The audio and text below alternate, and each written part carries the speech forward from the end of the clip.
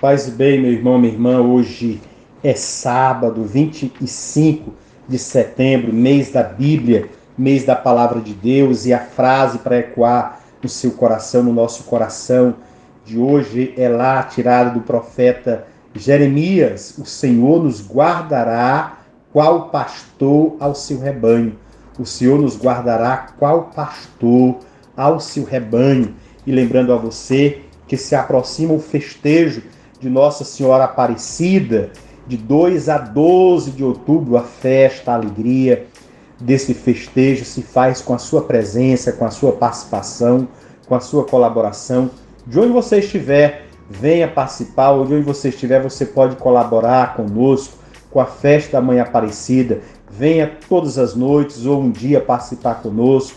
Se você não puder vir, faça a sua colaboração daí, nos ajude a festa de Nossa Senhora Aparecida. Hoje é dia do trânsito e dia do rádio.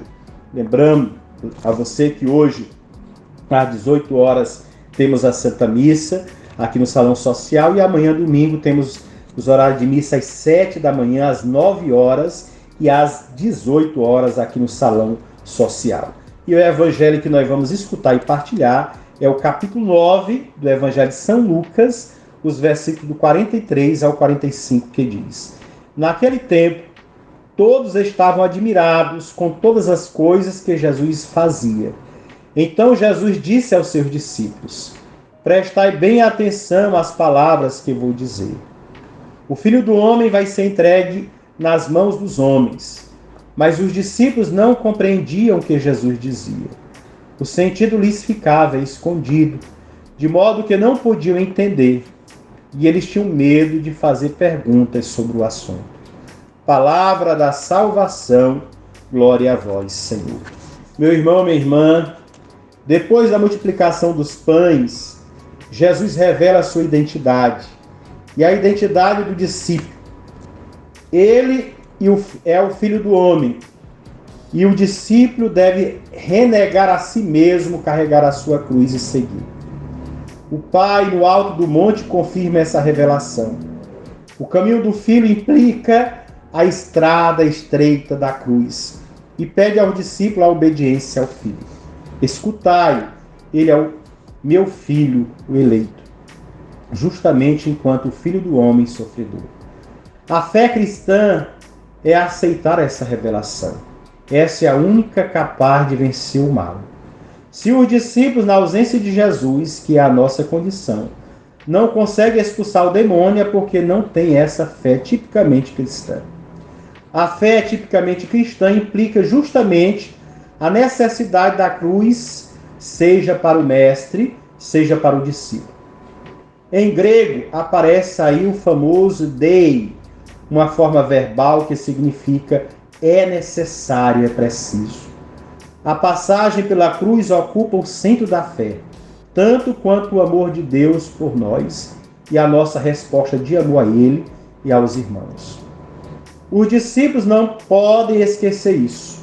Somente assim podem vencer o mal e levá-la à planície, à glória que completamente nós manifestamos e acolhemos no monte e no momento em que com o Senhor nós abrimos os nossos olhos para contemplar. Os estudiosos da Bíblia veem uma inclusão entre João 9, 22. É preciso que o Filho do Homem sofra muito e seja rejeitado pelos anciãos e pelos sumos sacerdotes e pelos escribas, e seja morto e seja ressuscitado no terceiro dia. E João 9, 44. O Filho do Homem está para ser entregue nas mãos dos homens. No centro da inclusão está a revelação do Filho meu, o eleito pelo Pai. No final do Evangelho, Jesus ressuscitado, aos discípulos chocados pela paixão, repetirá esta mesma lição. A palavra semeada que frutifica e se torna pão de vida é justamente a palavra da cruz. O discípulo, à medida que a come, dela se nutre, vai abrindo seus olhos até ver o ressuscitado. Apesar de ser a segunda vez que Jesus anuncia publicamente a paixão, os discípulos não compreendem o que ele está dizendo. Sua reação de fechamento é dura e consciente. Não compreendem não querem compreender e não perguntam, para não correr o risco de compreender. A sua incompreensão não só é inevitável, mas querida. Os discípulos ficam surdos e mudos. A reação dos discípulos, porém, não destrói o plano de Deus. Misteriosamente o realiza. Essa incompreensão mostra a dramática solidariedade dos discípulos com o pecado do mundo. Identifica os discípulos com os anciãos, os chefes dos sacerdotes e os escribas. Coloca os discípulos no mesmo barco dos incrédulos e perversos, em cujas mãos do Filho do Homem é entregue e livremente se entrega. A incompreensão dos mais próximos encerra todos no pecado radical, na desobediência da incredulidade, onde Deus encontra a todos para usar com todos de misericórdia. Não aparece aqui o poder do Filho do Homem no que ele faz em nosso favor. Aparece a sua impotência no que ele se fez em nosso favor. Se a sua ação suscita admiração, a sua paixão suscita incompreensão.